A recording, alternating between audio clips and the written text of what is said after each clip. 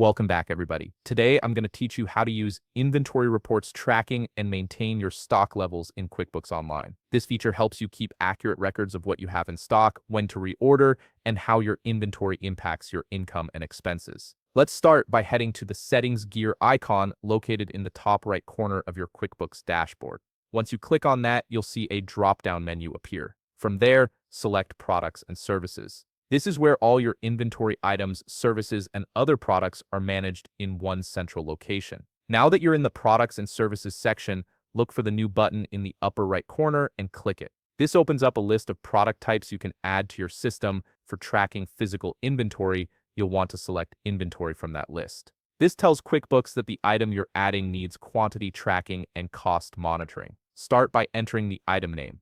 For example, if you're adding coffee creamer to your inventory, simply type creamer. If you use SKUs or product codes in your business, enter that next in the SKU field. Something like CRM01 works well for identification purposes. You can also choose or create a category to group similar items together, like merchandise, which helps with reporting and organization later on. In the inventory info section, enter the date and then input your initial quantity on hand.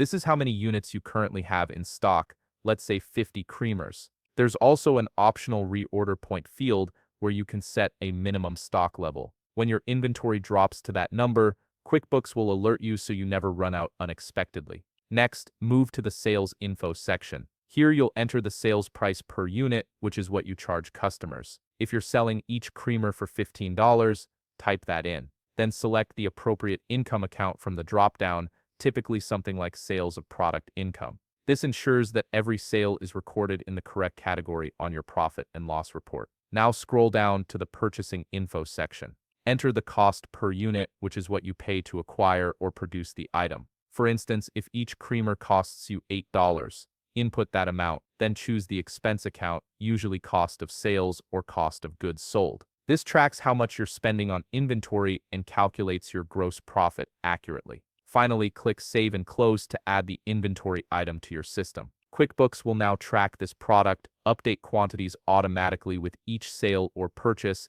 and provide you with detailed inventory reports whenever you need them. If you found this video helpful, please leave a like, subscribe, and see you in the next video.